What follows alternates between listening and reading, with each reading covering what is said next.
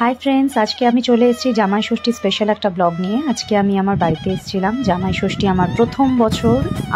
এই তো দেখতে পাচ্ছ, আমার বর আর আমার বাবা এবং আমরা তিনজনে বাজার করতে বেরিয়েছিলাম মিষ্টির দোকান থেকে হয়ে। তারপর আমরা টোটো করে একটু একটু করে চেপে এগিয়ে গেলাম। দেন আমরা বাজার করেছি অনেক কিছু, কিন্তু সেগুলো আমি অতটা ক্যাপচার করতে পারিনি, বাজারে খুব ভিড় ছিল। এই সময় এখান থেকে বাবা কচুরি কিনে নিল। এখানকার কচুরি জাস্ট ইয়ামি।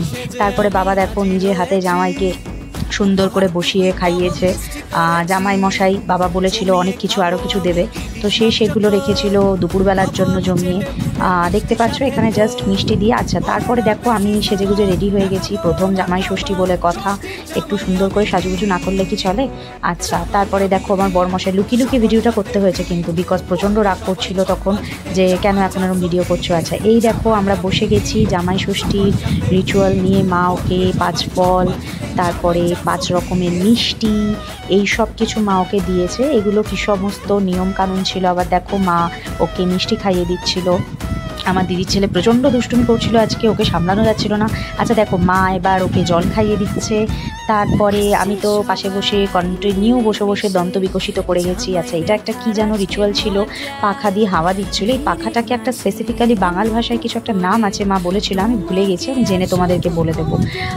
দেন দেখো মা বসে তো খুব আনন্দ হচ্ছিল। এই যে গিফট দেওয়ার পালা, সব থেকে বড় যে গিফটটা ছিল সেই গিফটটা আমি এখানে দেখাতে পারিনি। সেটা হলো বাবা ওকে একটা স্যুট গিফট করেছে, যেটা এখানে দেখানো যাচ্ছে না।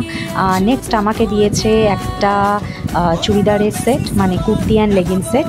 আর তার সাথে আমাকে একটা সোনার কানের দুল দিয়েছে, যেহেতু এটা আমার প্রথম বছর জামাই ষষ্ঠী বলে। যাই হোক, সবার সাথে খুব আজকে ভালো করে হই হই করে আনন্দ করে দিনটা কেটে গেছে। তোমরা আমার এই ব্লগটা দেখে জানিও কেমন লাগলো। অ্যান্ড সেজেগুজে তো বসেছিলাম ফ্রেন্ডস, কিন্তু শাড়িটা এত ভারী ছিল আমি ট্যাকেল করতে পারছিলাম না, তার মধ্যে প্রচণ্ড গরম।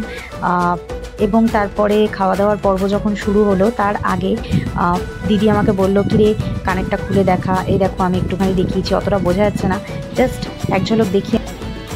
তারপরে যখন আমরা বসলাম, আমার দিদির ছেলে ভীষণ বায়না করছিল যে ওকেও আমাদের মতো করে আশীর্বাদ করতে হবে, মিষ্টি খাইয়ে দিতে হবে, উলু দিয়ে একেবারে ধান দুব্ব দিয়ে ওকে আশীর্বাদ করতে হবে। দেখো, যাই হোক, তোমরা সবাই জানিও আমার আজকের ভিডিও কেমন লাগলো। সবাই like, comment, subscribe and share করো। Thank you, tata, bye by.